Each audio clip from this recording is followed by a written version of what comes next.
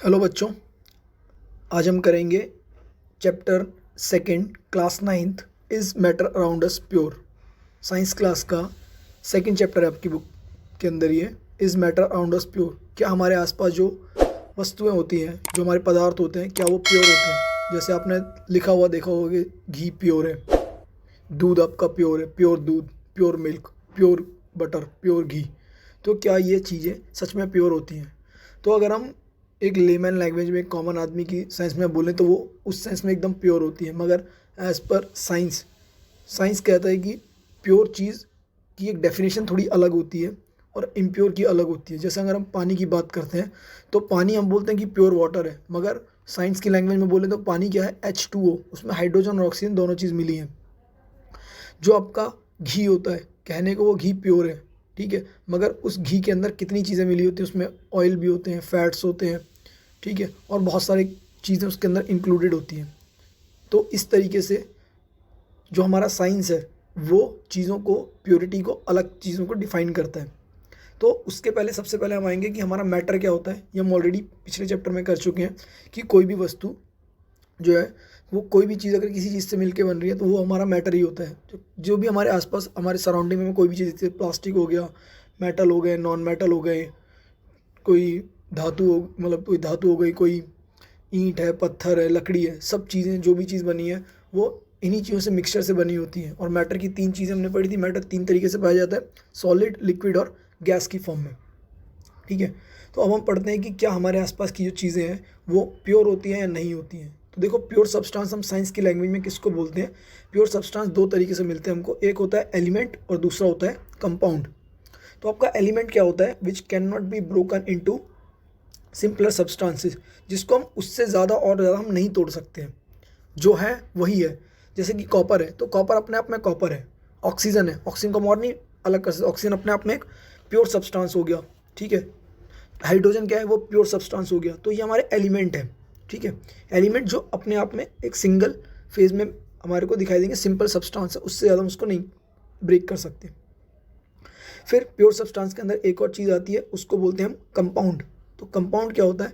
Compound है fix composition that can be broken down into element by chemical और electrochemical reaction.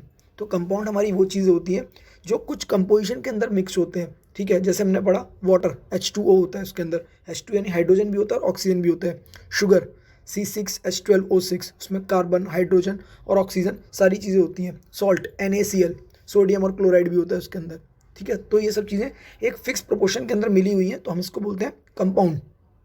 आने वाले time में हम इनके बीच में डिफरेंस भी करेंगे कि क्या क्या डिफरेंसेस होते हैं, ठीक है।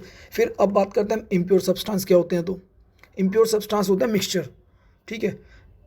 उसके अंदर बहुत सारी चीज़ें मिक्स होती हैं। अब ये मिक्सचर भी दो तरीके के होते हैं, एक होता है होमोजीनियस और एक होता है हेट्रोजीनियस, ठीक है। इनके बीच का डिफरेंस भी हम करेंगे। एक बेसिक एक देख लेते हैं। होमोजीनियस क्या होता है? इसकी कंपोजिशन यूनिफॉर्म होती है, जिसमें एक ही तरह के सब्सटेंस हमारे मिलते हैं। हेट्रोजीनियस की कंपोजिशन नॉन यूनिफॉर्म होती है और अलग अलग तरीके से वो पाए जाते हैं। इनकी कैरेक्टरिस्टिक्स क्या होती है हम अभी पढ़ेंगे।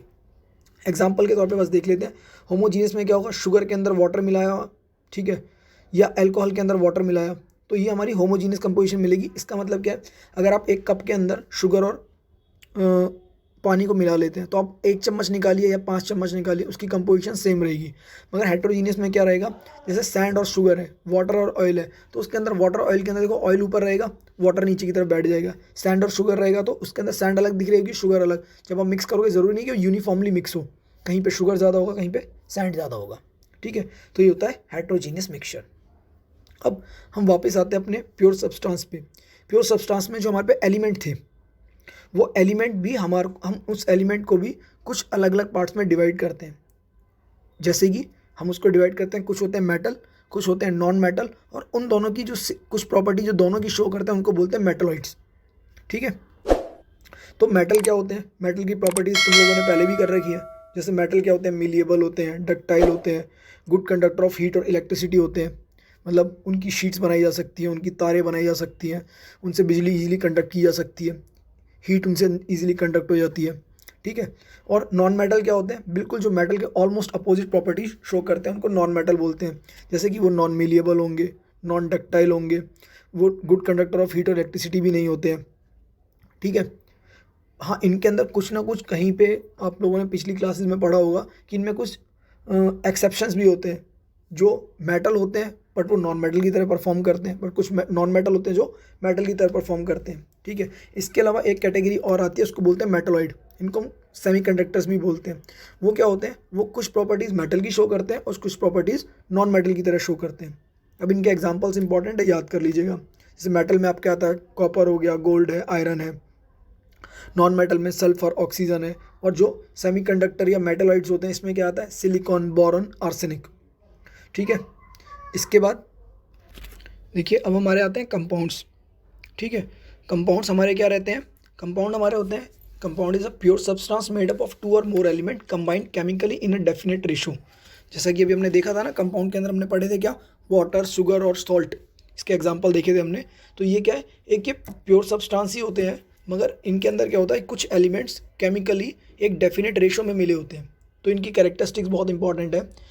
कैरेक्टरिस्टिक्स क्या होती हैं, फर्स्ट है the properties of compound differ from those of इस कॉन्स्टिट्यूएंट्स। मतलब जो इनकी, जब एक कंपाउंड बन जाता है दो अलग अलग चीज़ों को मिलके या तीन अलग अलग चीज़ों को मिलके, तो जो इसकी प्रॉपर्टी बनेगी वो जो इनके पहले कॉन्स्टिट्यूएंट थे उनसे अलग हो जाएगी।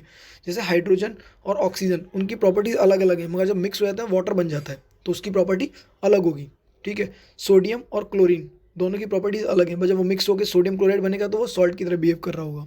ठीक है, second, compound has fixed melting and boiling point. जो कंपाउंड रहेगा उसका एक प्रॉपर अपना फिक्स मेल्टिंग और बॉइलिंग पॉइंट होगा।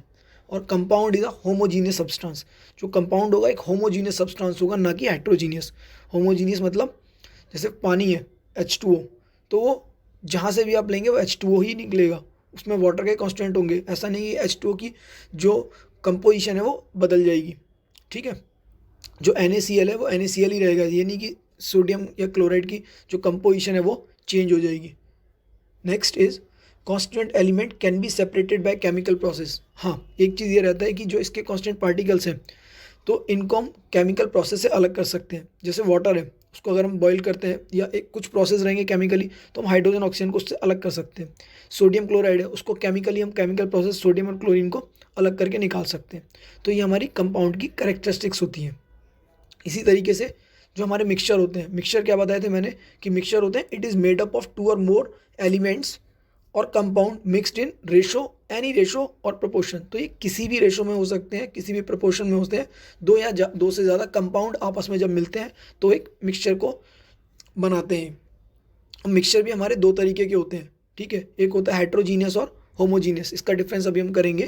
तो इसकी प्रॉपर्टीज़ में यही है हमारा कि इट में भी होमोजीनियस और हेट्रोजीनियस। होमोजीनियस मतलब जैसा भी मैंने बताया कि सेम कंपोजिशन हो सकती है थ्रू आउट द जो भी आपका प्रोडक्ट है, और हेट्रोजीनियस मतलब उसकी कंपोजिशन अलग अलग तरीके से हो सकती है, कहीं ज़्यादा कहीं कम, जैसे हमने पढ़ा था सैंड और शुगर। ठीक है, सेकेंड प्रॉपर्टी क्या होती है, the properties of constant substance are retain. तो जो ये जो मिक्सचर बनता है इसके अंदर जो भी हमने चीज़ें मिलाई होती हैं उसकी प्रॉपर्टीज़ वैसी ही रहती हैं जैसे पहले थी। जैसे हमने सैंड और शुगर मिलाया, तो शुगर हम अगर उसको सेपरेट करते हैं किसी भी प्रोसेस से तो शुगर की प्रॉपर्टीज़ अलग ही होंगी, और आपकी जो सैंड थी उसकी प्रॉपर्टीज़ अलग ही शो कर रहा होगा। इस केस में there is no new compound is form. कोई नई चीज़ नहीं मिलती है, खाली वो एक रैंडमली हमने उसको मिक्स कर दिया होता है, तो कोई नई चीज़ नहीं मिल रही है। ठीक है, constituent of mixture can be separated by simple physical process. जो कांस्टेंट पार्टिकल्स हैं इसके मिक्सचर के, उनको केमिकली अलग करने की जरूरत नहीं, हम सिंपल फिजिकल प्रोसेस से भी अलग कर सकते हैं। जैसे चीनी और मिट्टी है, हम उसको फिजिकली अलग कर सकते हैं। मान लो हमने पानी के अंदर रेत घोला है या सैंड घोली है, तो हम थोड़ी देर तक उसको फिल्टर कर देंगे, थोड़ी देर तक रखेंगे, तो अभी हम उस तरीके से हम उसको अलग कर सकते हैं। And last is it does not have fixed melting and boiling point. तो जो ये हमारा मिक्सचर बनता है ना, इसका कोई फिक्स्ड बॉइलिंग पॉइंट भी नहीं होता और ना ही कोई फिक्स मेल्टिंग पॉइंट होता है। ठीक है, देखिए होमोजीनियस मिक्सचर और हेट्रोजीनियस मिक्सचर के बीच में डिफरेंस क्या होता है, जैसा मैं अभी एक्सप्लेन ऑलरेडी कर चुका हूँ। होमोजीनियस में क्या होता है, यूनिफॉर्म कंपोजिशन होता है और साथ ही कोई विजुअल बाउंड्री नहीं होती सेपरेशन की कि हम उसको अलग कर सकें। जैसे हमने पानी के अंदर चीनी घोल दिया, तो ऐसा नहीं हम कहीं से पानी को अलग निकाल देंगे या चीनी को अलग निकाल देंगे। मगर जो हेट्रोजीनियस मिक्सचर होता है उसकी जो कंपोजिशन होती है वो यूनिफॉर्म नहीं होती है, कहीं पे कुछ ज़्यादा कहीं पे कुछ ज़्यादा। जैसे मान लीजिए आपने ऑयल मिलाया है पानी के साथ, तो ऑयल ऊपर तैर रहा होगा और पानी नीचे तैर रहा होगा। ठीक है, और इसके अंदर इसीलिए क्या होगा, show visual boundaries of separation. इसकी जो बाउंड्रीज होंगी सेपरेट करने की अलग अलग होंगी। तेल आपको ऊपर नज़र आ जाएगा, और जो पानी है वो नीचे नज़र आ जाएगा। इसी तरीके से अगर आप पानी के अंदर चीनी मिला रहे पानी के अंदर चीनी मिला रहे हैं यहाँ, तो जब आपने मिक्स कर दिया तो उसके अंदर कोई सेपरेशन ऑफ बाउंड्री नहीं होगी, वो मिक्स हो जाएगा आराम से। तो they consist only in one phase, वो एक ही फेज़ में लिक्विड फेज़ में ही रहेगा। मगर जैसे अगर आप हेट्रोजीनियस मिक्सचर ले रहे हैं, अगर आपने सैंड के साथ में पानी मिला दिया है तो उसके अंदर अगर आप उसे थोड़ी देर तक रखेंगे तो उसके अंदर सेपरेशन ऑफ बाउंड्रीज नज़र आता है आपको, मतलब रेत नीचे बैठ जाएगा, सैंड नीचे बैठ जाएगा, पानी ऊपर दिखाई देगा। ठीक है, तो ये क्या होता है, अलग अलग फेज में भी हो सकते हैं, जैसे ऊपर लिक्विड है नीचे सॉलिड भी रह सकता है। ठीक है, तो इसके अंदर विजुअल बाउंड्रीज शो करती है। तो ये आपके डिफरेंस थे होमोजीनियस मिक्सचर और हेट्रोजीनियस मिक्सचर के। आने वाले नेक्स्ट लेक्चर के अंदर हम कुछ और डिफरेंसेस करेंगे और कुछ और इसके मेन इंपॉर्टेंट क्वेश्चन करेंगे। ठीक है, आप बने रहिएगा। आई होप आपको समझ में आएगा। कुछ डेफिनेशंस है, इनको आप नोट कर लीजिए और लिख लीजिएगा, ये एग्जाम पॉइंट ऑफ व्यू से बहुत इंपॉर्टेंट है। ठीक है, आई होप आपको समझ में आ रहा होगा।